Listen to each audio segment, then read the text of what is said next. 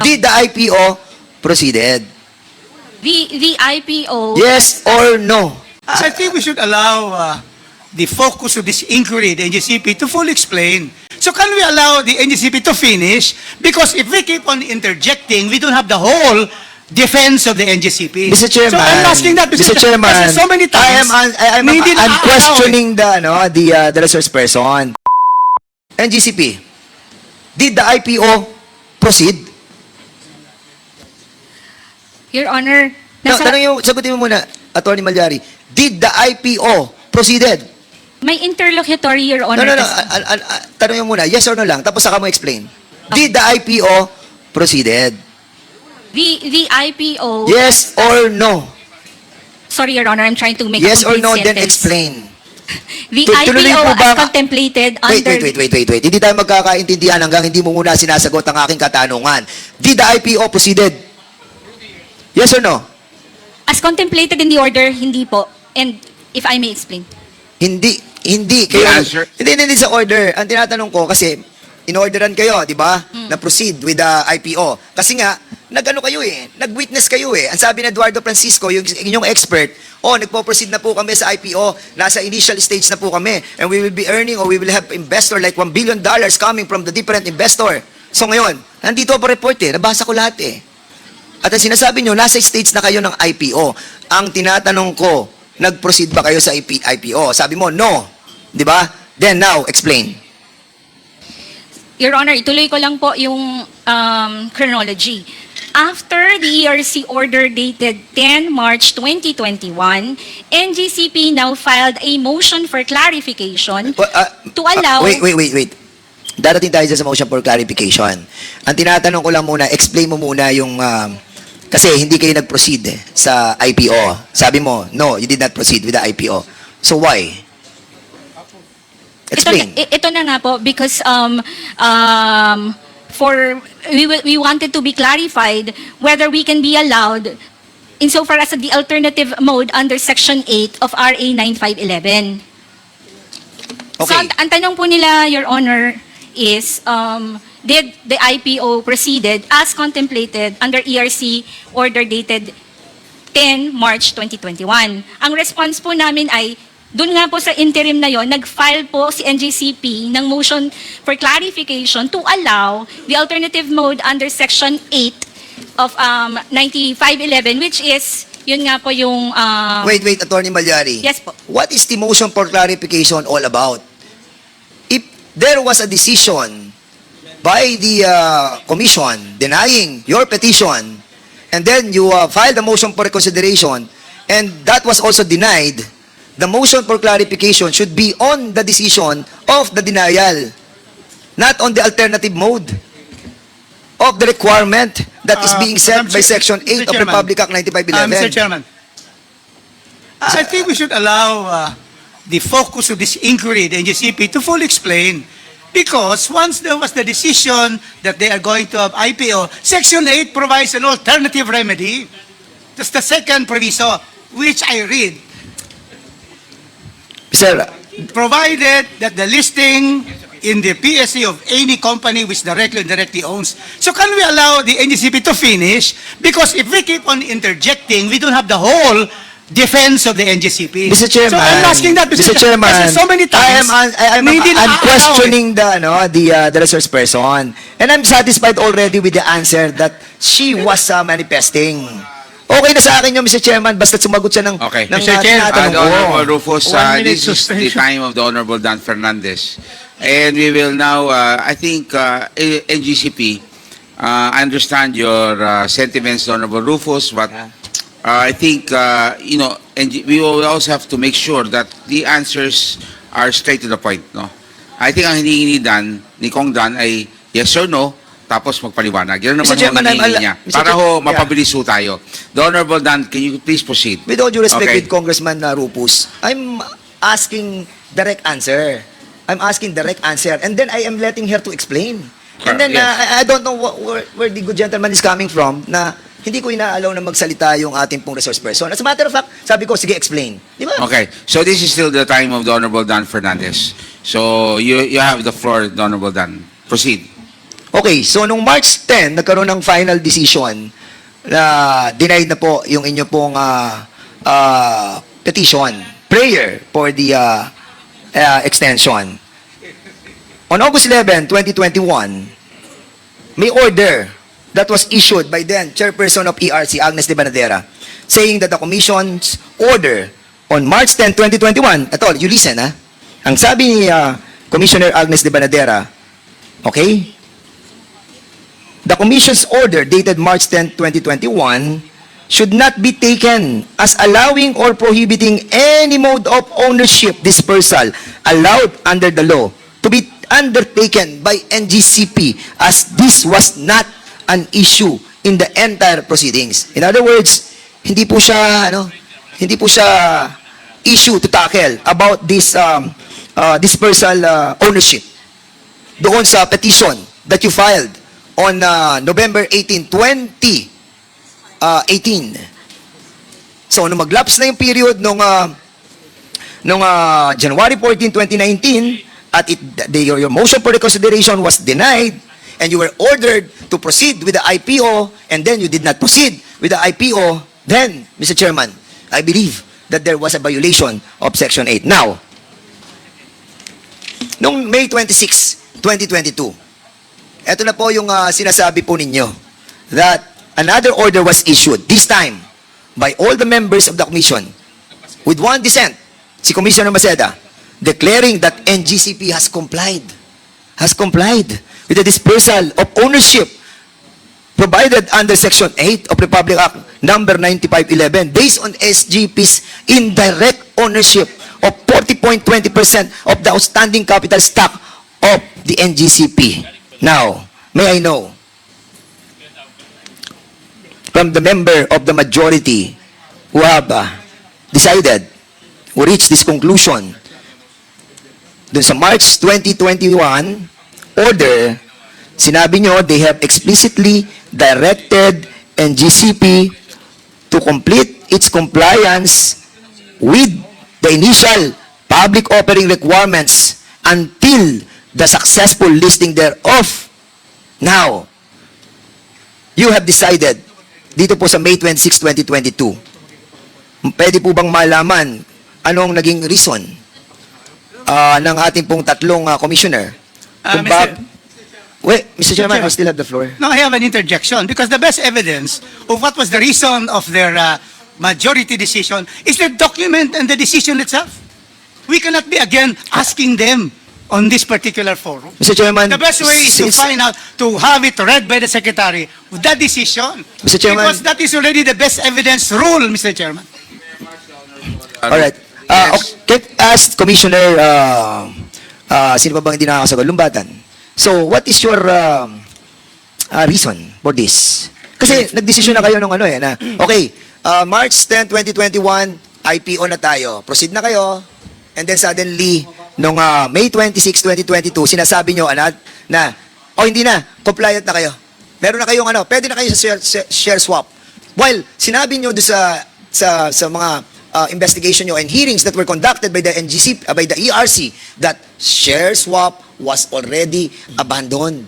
And as a matter of fact, kasama nyo si Mr. Francisco doon at sinasabi niya, nagpo-proceed na sila sa initial process of the IPO. Now, what is the reason or what is the explanation on this matter?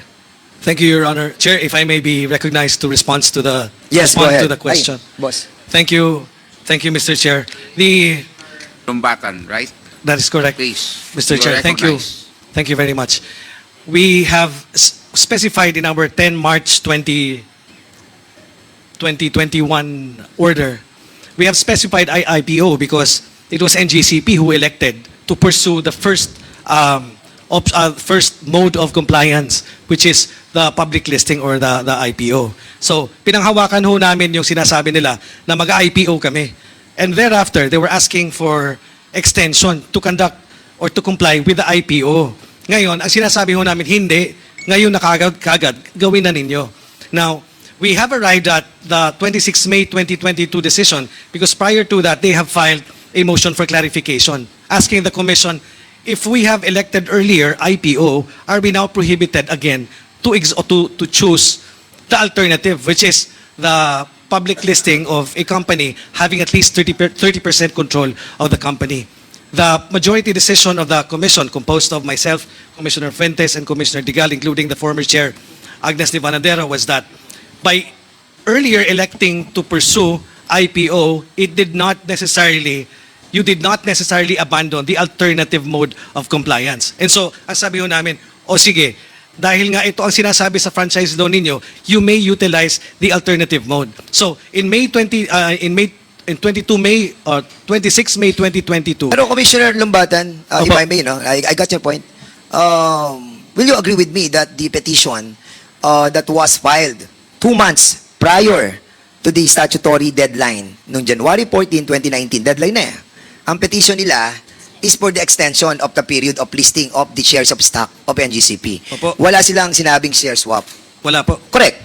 Kung wala silang sinabing share swap, yung alternative mode of the requirements of the Section 8, nag-expire yung January 14, 2019, the deadline. Di ba? Okay. Kaya nga yung binigyan sila ng extension eh. Bigyan sila ng extension twice, 6 months, para to complete the process of the IPO. But they did not. Correct? Correct, Your Honor. Now, yun nga ang tanong ko dito eh. The sudden na, as a matter of fact dito, kay Commissioner Digal, no? Doon sa urgent manifestation nila, sinabi mo that NGCP is also, kasi nga, I think there was a deception in here because ang sabi mo, Commissioner Digal, NGCP is also finalizing the engagement of legal counsels for the IPO and expect to finally onboard all external advisors for WID. Wala namang mention ng share swap eh. January 28, 2021 na to. So, ibig sabihin, hindi pinag-uusapan ng share swap. Di ba? Will you confirm that you have said this? Kino-confirm mo lang na, IPO na. Di ba? Tama, Commissioner Digal? If that is what is in the order, Chair. Yeah. And ganun din kay Puentes, Commissioner Puentes. Ang sinabi din ni Commissioner Puentes, for the record lang, para at least we have the basis for all of this. Ang sabi ni Commissioner Puentes, the IPO, ito, base do sa desisyon na nandito, the IPO will be a singular opportunity both for the investing public and for NGCP. And the company seeks full and unhampered chance without pressure of constricted timelines under the pandemic to realize it. So again, walang mention ng share swap eh. Wala eh. No, the representation made by NGCP through this urgent motion as well as the hearings conducted spoke lamang of the progress of the IPO. Yun lamang po ang pinag-uusapan. Now, kanina, dito po sa final order ng ERC, directing NGCP to complete its initial public offering within 6 months have become final and unappealable. Tanungin ko si Commissioner Maceda, since ikaw ay kasama doon sa mga nagdesisyon, naging final na po ba yung March 10, 2021 order ng ERC directing the NGCP to proceed with the IPO? Mr. Chairman, thank you for that question. I wasn't present actually when the Commission adopted the order of March 10, 2021. I was on leave on that day, Your Honor. But based on the rules of practice and procedure of the Commission, there can only be one motion for reconsideration. And once the Commission has ruled on such motion for reconsideration, the decision is final and executory. Unless, of course, the petitioner files for certiorari before the courts, which they did not do. So, meaning walang timely appeal or for certiorari or something? Wala po sa records namin yan. Instead, we got a motion for clarification po. So, the order became immutable, in other words. It's a final order, Your Honor, based on our rules of practice and procedure. So, yung NGCP's subsequent request for clarification, was it a, parang kasi, it's not merely an inquiry eh. Parang ang feeling ko, nung binabasa ko, parang effectively, they are suit to alter the decision eh. Because they injected the share swap, after which, the motion for reconsideration was denied. and then motion for clarification to clarify the decision of the motion for reconsideration, then suddenly the clarification deals with the decision making. Am I correct?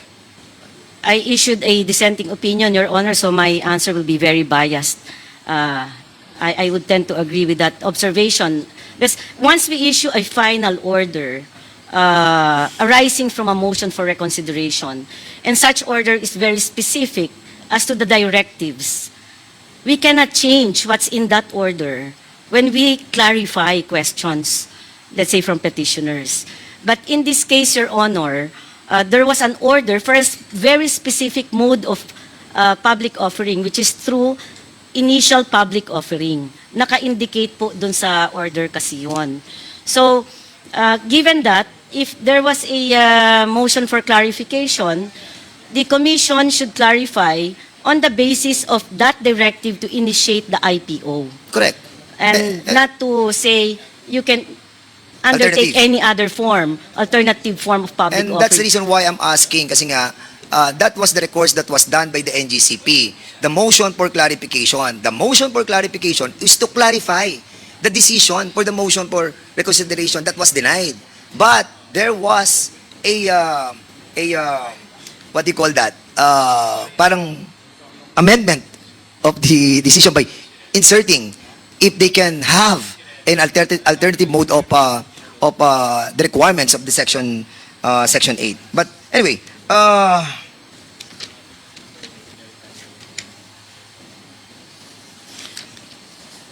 ano ba ang difference, Madam ERC? What's the difference between the share swap? Para at least maintindihan po ng ating mga kababayan. What is the difference between the share swap, transactions, and on the other hand, the IPO? Kasi yan ang requirement ng Section 8 yung IPO But there was a provision there also, a word there, na sinasabi, provided. Di ba? Yung provided na yan, we need to explain and to clarify. Di ba? So, ang tanong, ma'am, anong difference ng share swap and the IPO that is being mandated? Kung titignan mo ang kabuuan ng Section 8, ang body ng provision is IPO. IPO. Di ba? So, can you kindly explain to us the share swap and the IPO?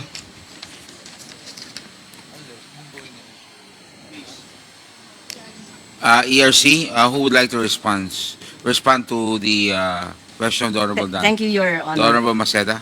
Yes, my understanding of a initial public offering is such that you widely disseminate such information for public offering to give chance to the public, that's why it's called initial public offering, a chance to own a part of the stakes in that company.